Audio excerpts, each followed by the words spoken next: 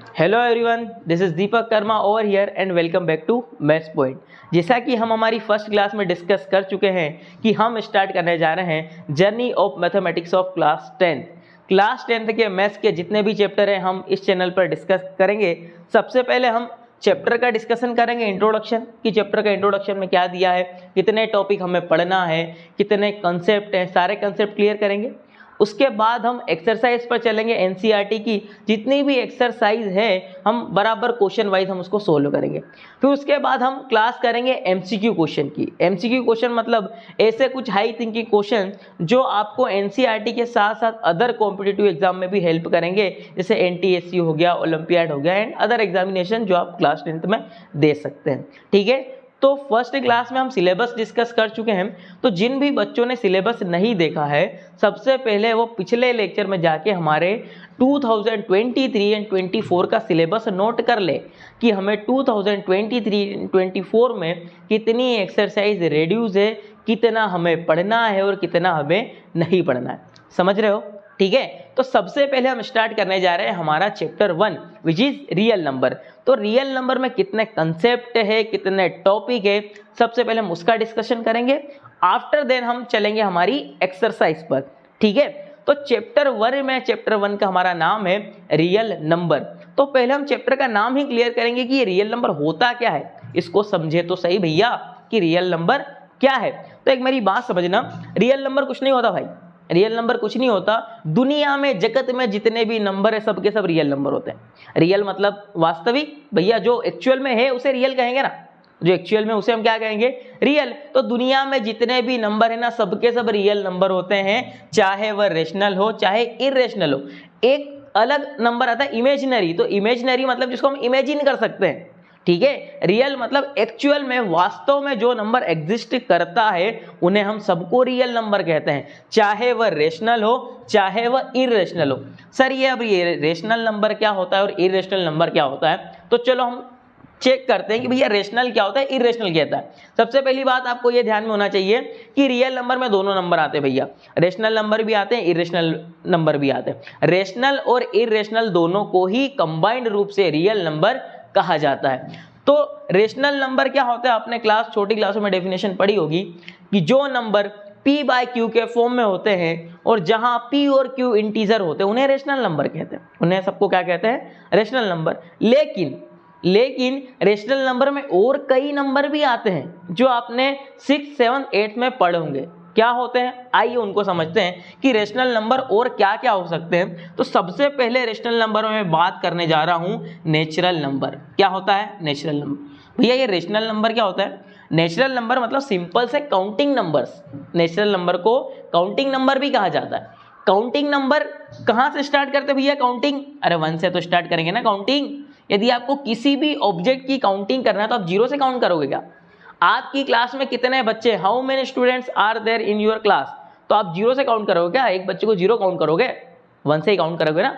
तो natural number को ही counting number कहा जाता है। और नेचुरल नंबर कहाँ से स्टार्ट होता है? 1, 2, 3 अप टू इनफाइनाइट। और नेचुरल नंबर कोई लिमिटेड तो नहीं होता है, कितने ही हो सकते हैं, इनफाइनाइट तक। तो जितने भी 1 से लेकर इनफाइनाइट तक जाते हैं सबको हम नेचुरल नंबर कहते हैं। उसके बाद आता है होल नंबर। क्या आता है? Whole number. होल नंबर क्या होते हैं? तो सर जो 0 से स्टार्ट होकर इनफाइनाइट तक जाते हैं उन्हें हम होल नंबर्स कहते हैं, 0 से इनफाइनाइट तक। इन दोनों में क्या डिफरेंस क्या है कि नेचुरल नंबर 1 से स्टार्ट हो रहा है और होल नंबर 0 से स्टार्ट हो रहा है, बस दोनों में यही डिफरेंस है, बाकी दोनों इनफाइनाइट तक जाते हैं। और एक क्या है कि नेचुरल नंबर और होल नंबर दोनों में माइनस वाले नंबर नहीं है, दोनों में आपको माइनस वाले नंबर नजर नहीं आएंगे, दोनों पॉजिटिव वे में जाएंगे। तो सर माइनस वाले नंबर को क्या कहेंगे फिर? तो एक आता है इंटीजर। इंटीजर में क्या होता है, यदि हम होल नंबर में यदि हम माइनस वाले नंबर भी इंक्लूड कर दें तो इन सब को हम क्या कह देंगे? इंटीजर कह देंगे। इन सबको क्या कह देंगे? इंटीजर कह देंगे। बात समझ में आ रही है? तो natural number, whole number, integer, ये सब के सब रेशनल नंबर कहलाते हैं। ये सब के सब क्या कहलाते हैं? रेशनल।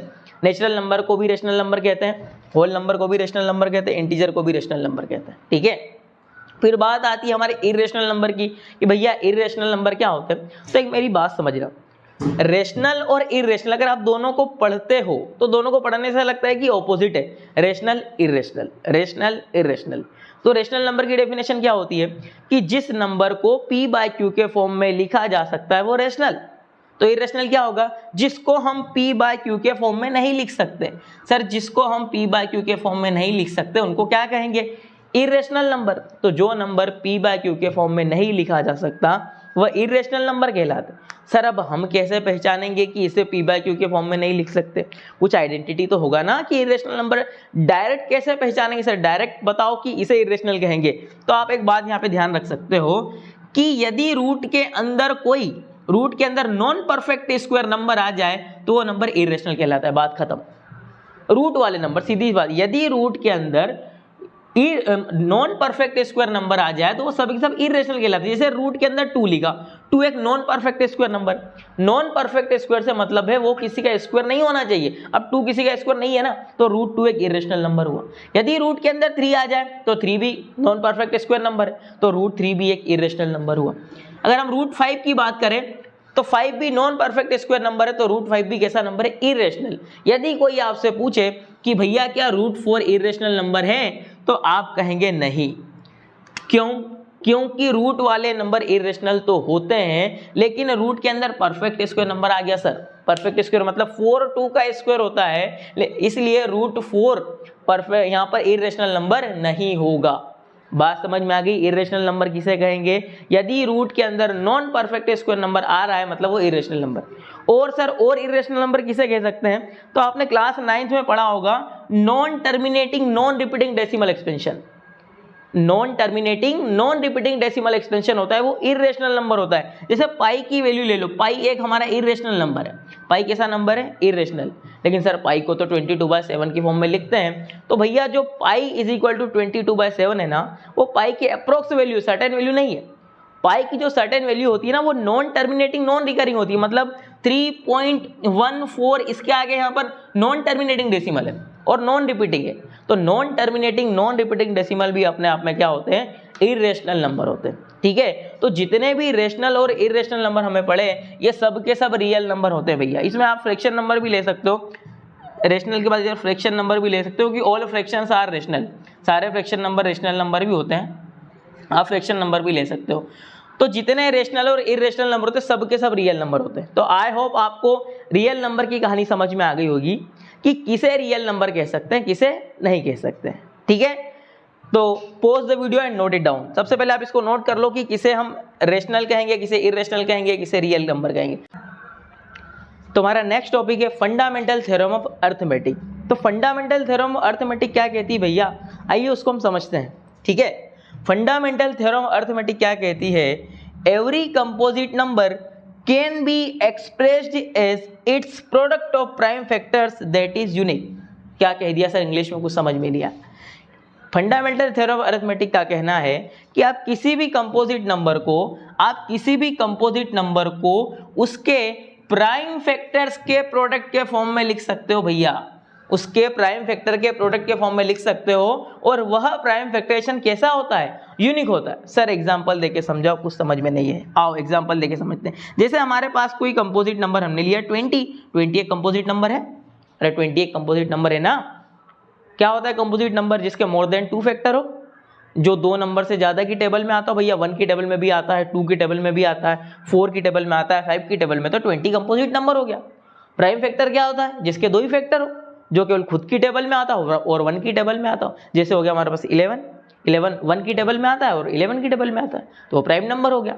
कंपोजिट नंबर जिसके 2 से ज्यादा फैक्टर हो। तो 20 एक कंपोजिट नंबर है। तो वो कह रहे हैं कि किसी भी कंपोजिट नंबर को आप उसके प्राइम फैक्टराइजेशन के फॉर्म में रिप्रेजेंट कर सकते हो। कैसे, जब हम 20 का प्राइम फैक्टराइजेशन करेंगे तो हमें मिलेगा 2 से करेंगे तो 10 टाइम जाएगा, 2 से करेंगे तो 5 टाइम जाएगा, देन 5 से करेंगे तो 1 टाइम जाएगा।